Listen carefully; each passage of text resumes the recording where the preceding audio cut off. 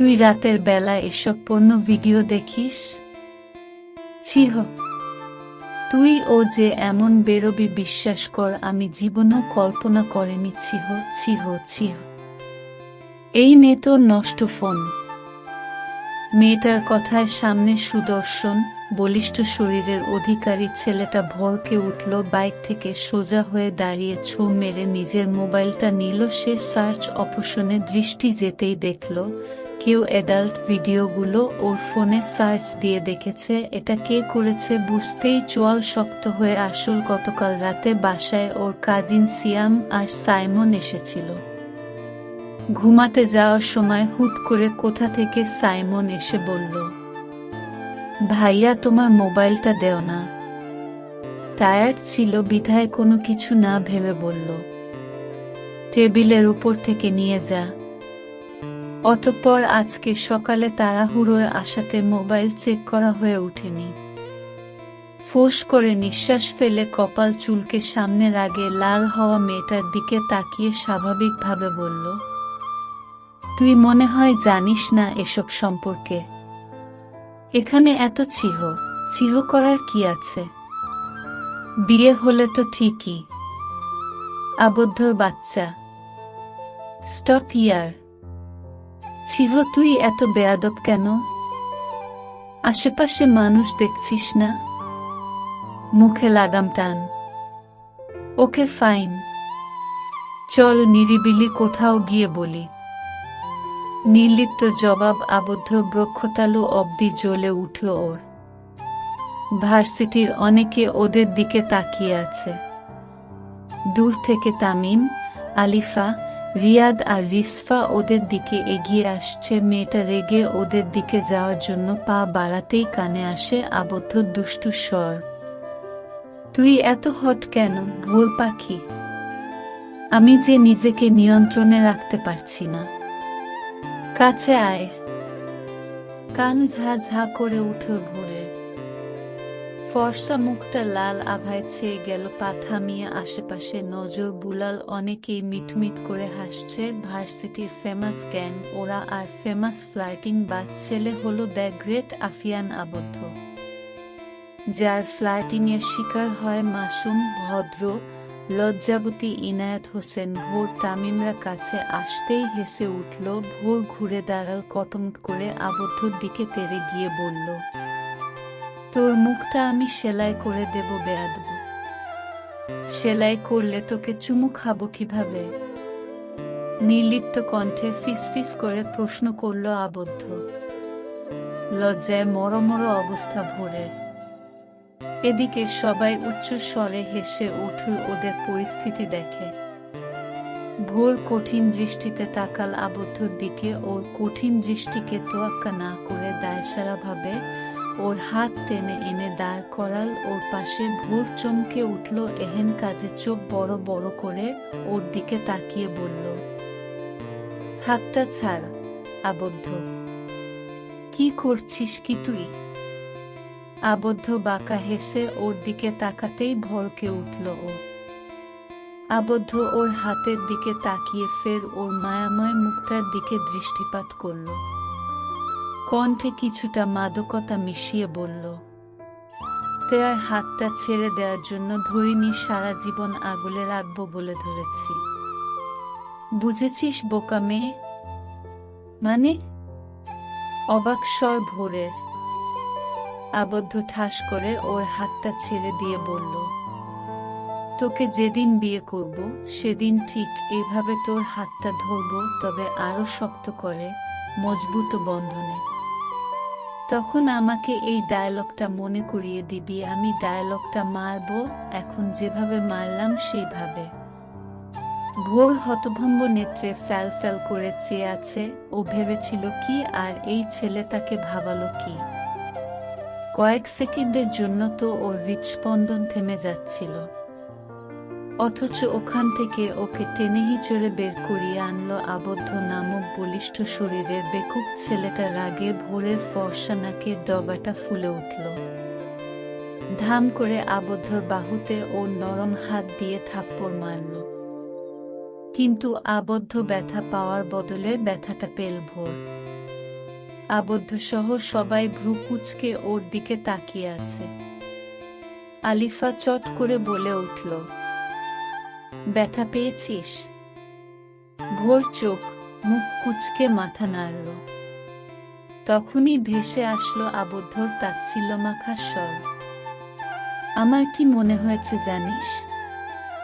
মনে হয়েছে কোথা থেকে যেন একটা চিকন পাতলা লাঠি আমার হাতে এসে লেগেছে। এমন চিকন লাঠির মতো আঙ্গুল এবং হাত দিয়ে আমার মতো বলিষ্ঠ তাগড়া যুবককে আঘাত করলে কিচ্ছু হবে না, উল্টো পাটকাঠির মতো তুই ব্যথা পাবি। ভোর দাঁত কটমট করে ওর দিকে তাকাল। আস্ত বেয়াদব একটা ছেলে, কোন দিক দিয়ে ওকে পাটকাঠির মতো লাগে? যথেষ্ট স্বাস্থ্যবান সে, উল্টো আবদ্ধ নিজে যে মোটকু দানব সেটা চোখে লাগে না। অসভ্য ছেলে, তোর হাতটা এদিকে দে। দিতে বলেছি না? হাত এদিকে আন। না চাইতেও ব্যথা পাওয়া হাতটা আবদ্ধর দিকে বাড়িয়ে দিল। আবদ্ধ মনোযোগ দিয়ে দেখল হালকা লাল হয়ে আছে ফর্সা হাতের তাল। ভোর ঝট করে হাত, হয়েছে এত দেখতে হবে না, তোর কারণেই ব্যথা পেয়েছি। বাসায় নিশ্চয় ভাতের বদলে লোহা খাস, তাই তো এত শক্ত তোর হাত শরীর। আবদ্ধ চোখ গরম করে তাকাল, ভর আমলে নীল না। বেশ হয়েছে, একদম কথা শুনিয়ে দিয়েছে। রিয়াদ সবার মাঝ থেকে বলে উঠল, সিআরবি হিলে যাবি আজকে? ওখানে গিয়ে সবাই মিলে আড্ডা দিব। অবশ্য নারীগণ যেতে চাইলে জয়েন হতে পারেন আমাদের মতো হ্যান্ডসাম, সুদর্শন, সুঠাম দেহের অধিকারী বালকদের সাথে। রিসফা মুখ কুঁচকে ভাইয়ের মাথায় আলতো থাপ্পড় মেরে বলল, চাপা একটু কম মার। তুই মোটেও হ্যান্ডসাম না, নিজেকে এত হ্যান্ডসাম দাবি করিস না কথায় কথায়। আর আমরা নারী মানে? আমরাও অবশ্য সুন্দর, রূপবতী, গুণবতী বালিকা। রিয়াদ চটে গেল ওর থেকে 1 মিনিটের বড় বোনটার উপর ওর আগাগোড়া দেখে বলল, বিশ্বাস কর, আমাদের ঘরের সবচেয়ে বেকার অকর্মার ঢেকিটা হলো চৌধুরী বিনতে রিসফা, যার মাথায় গোবর ছাড়া একটু ভালো জিনিস নেই। মুহূর্তে হাসি রোল পড়ে গেল সবার মাঝে। রিসফা রাগ দেখাতে গিয়ে নিজেও হেসে ফেলল। এদিকে নির্বিকার ভঙ্গিতে দাঁড়িয়ে আছে আবদ্ধ। ওর দৃষ্টি দুটো ভোরের হাসিমাখা বদনে স্থির। হেই হেই সুইট হার্ট। চলন্ত পা দুটো পুরুষালী ডাকে থেমে গেল। উজ্জ্বল শ্যামবর্ণা মুখটা বিরক্ত এবং রাগে লাল হয়ে উঠল। চোখ বন্ধ করে ফুস করে নিঃশ্বাস ছেড়ে উল্টো ঘুরে দাঁড়াল ছেলেটার দিকে। ছেলেটা প্রশস্ত হাসল। রোদের খ্যাপটে তাপে ফর্সা মুখটা লাল হয়ে আছে, কপালে ঘামের আস্তরণ। মেয়েটা বুঝল এই সুদর্শন ছেলেটা কলেজ গেটের বাইরে তার জন্য দাঁড়িয়েছিল এতক্ষণ। মেয়েটার পাশে থাকা ওর বান্ধবী লিজা বলে উঠল, কিরে সকাল, এভাবে ঘুরে দাঁড়ালি কেন? সকাল তপ্ত শ্বাস ফেলে ছেলেটার দিকে এগিয়ে গিয়ে ঝাঁঝালো কণ্ঠে বলে উঠল, সমস্যা কি আপনার আদিল ভাইয়া? এখানে কি করছেন? আদিল তেরছা ভাবে একবার সকালের দিকে তাকিয়ে ভ্রু কুঞ্চিত করে বলে উঠল, তুমি যেখানে নুবায়ের আদিল ওরফে আমি সেখানে বেবস। বেয়াদব লোক। সকালের জবাবে থতমত খেয়ে চোখ ছোট ছোট করে চাইল সকালের একদম নিকটে এসে অল্প একটু ঝুঁকে জিজ্ঞেস করল, কে আমি? আদিলের এমন আচমকা কাছে এসে ঝুঁকে দাঁড়ানোতে অন্তঃকরণে হাঁসফাঁস করে উঠল। দম আটকে কিছুটা সরে দাঁড়াল। আদিল সেই একইভাবে আছে। সকালের রাগ লাগল রাগে নাক ফুলে উঠল। আপুর বন্ধুর ভাই, বর বাবার বন্ধুর ছেলে বলে কড়া ভাবে কিছু বলতে পারছে না বেচারি। আপনি তো এখানে, আমি আর আপনি ছাড়া কেউ আছে? ডায়লগ মারছ, সিনেমাটিক ডায়লগ। এখানে আমি আর তুমি ছাড়া আশেপাশে আরো কত সুন্দরী মেয়েরা আছে। তোমার একটু পিছনেই সুন্দরী শ্যালিকা লিজা জান্স আছে। ওহ ওয়েট।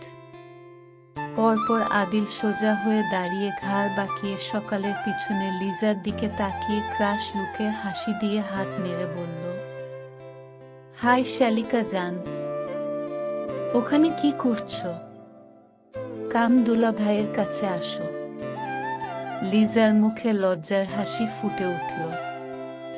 চপল পায়ে এগিয়ে এসে সকালের পাশ বরাবর দাঁড়াল। সকাল কটমট দৃষ্টিতে ওর দিকে তাকিয়ে মুহূর্তে আদিলের উপর খ্যাক করে উঠল। আপনি এত বেয়াদব কেন?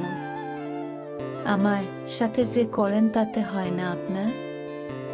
একে ওকে ডাকছেন কেন? অসভ্য লোক। আপনার চরিত্রে দোষ আছে। হুজুর দিয়ে ঝাড়ফুঁক করে নেবেন। বেত্তমিজ লোক। তুই এখানে দাঁড়িয়ে আছিস কেন? বাড়ি চল বেহায়া মেয়ে মানুষ। লিজার হাসি মুখটা ঠাস করে বেলুনের হাওয়ার ন্যায় ফুস করে উড়ে গেল। চুপসানে মুখ করে সকালের সাথে হাঁটতে লাগলো। সকালের এমন মেজাজ দেখে মিটমিট করে হাসতে লাগল আদিল। পাগলি মেয়েটা জানেও না মেয়েটাকে রাখলে কতটা কিউট লাগে। কিউটের ডিব্বা একটা। উহু নুবায়ের আদিলের কিউটি জান। আদিল সকালকে চেতানোর জন্য পিছন থেকে হাত ছেড়ে ডেকে জিজ্ঞেস করল, মর্নিং কুইন, এটা তো একলিস্ট বলে যাও আমি তোমার সাথে কি করি? তুমি কি আমাকে সামথিং বোঝাতে চাইছ? আমি কি সেটাই বুঝে নেব? I mean something. সকালের কান দুটো গরম হয়ে গেল মুহূর্তে। গাল পর্যন্ত গরম হয়ে গেছে শরমে। লিজা হো হো করে হেসে উঠতেই সকালের কঠিন দৃষ্টি দেখে দমে গেল। সকাল সেই আবারও ঘুরে দাঁড়াল। নাকমুখ লাল করে চেঁচিয়ে বলে উঠল, শয়তান, বেশরম, ইতর আর অসভ্য বেড়া মানুষ আপনি। চলবে। প্রণয় সন্ধিতে 1 চ্যানা প্রিমা। ঘোড়াবদ্ধ সকাল আদিল এবং আলিফা তামিনকে নিয়ে আবারও হাজির। এবার আবদ্ধ আর আদিলের ক্যারেক্টারটা আলাদা, ভিন্ন লেখার চেষ্টা করছি। অবশ্য প্রত্যেকটা ঘটনা সম্পূর্ণ কাল্পনিক, বাস্তবের সাথে মিলাতে যাবেন না।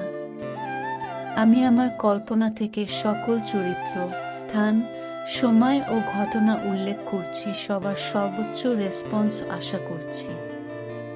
ভুল ত্রুটি ক্ষমার দৃষ্টিতে দেখবেন।